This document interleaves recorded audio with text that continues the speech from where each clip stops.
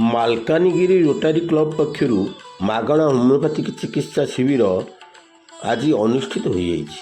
ଏହି ଶିବିରରେ ଚିକିତ୍ସିତ ହୋଇଛନ୍ତି ଶତାଧିକ ରୋଗୀ। ଆଜି ନଗର ଭବନଠାରେ ଅନୁଷ୍ଠିତ ହୋଇଛି ଏହି ଶିବିର।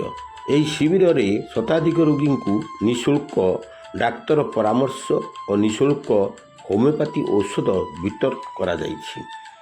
ମାଲକାନଗିରି ଜିଲ୍ଲା ରୋଟାରୀ କ୍ଲବ ଓ ସାଉଥ ଭୁବନେଶ୍ୱର ରୋଟାରୀ କ୍ଲବର ମିଳିତ ଆନୁକୂଲ୍ୟରେ ମାଲକାନଗିରି ଜିଲ୍ଲା ସଦର ମହକୁମାର ନଗର ଭବନଠାରେ ମାଗଣା ହୋମିଓପାଥିକ ସ୍ୱାସ୍ଥ୍ୟ ଶିବିର ଆଜି ଅନୁଷ୍ଠିତ ହୋଇଥିଲା।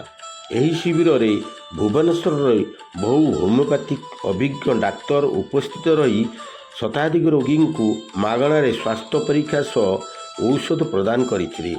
ଏଥିରେ ଜିଲ୍ଲା ରୋଟାରୀ କ୍ଲବର ସଭାପତି ଲବ ସାହୁ, ସମ୍ପାଦକ ଦିଲ୍ଲୀପ ସୋମାନି, ସଦସ୍ୟ ସୁରେନ୍ଦ୍ରନାଥ ପାଢ଼ୀ, ସଦସ୍ୟ ସୁଶାନ୍ତ କୁମାର ସାମଲ, ନାରାୟଣ ଚରଣ ବୈରାଗୀ, ଏ ଈଶ୍ୱର ରାଓ ପ୍ରମୁଖ ସହ ଅନ୍ୟମାନେ ଉପସ୍ଥିତ ରହି ଏହି କାର୍ଯ୍ୟକ୍ରମରେ ସହଯୋଗ କରିଥିଲେ।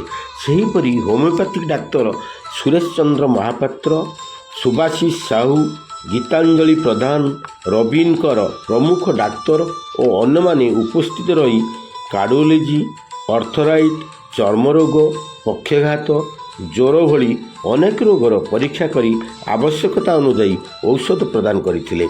ଏହି ମାଗଣା ସ୍ୱାସ୍ଥ୍ୟ ଶିବିର ମାଲକାନଗିରି ଜିଲ୍ଲାରେ ରୋଟାରୀ କ୍ଲବ ପକ୍ଷରୁ ପ୍ରଥମ ଥର କରି ହେଉଥିବାରୁ ରୋଗୀମାନେ ଆନନ୍ଦ ପ୍ରକାଶ କରିଛନ୍ତି।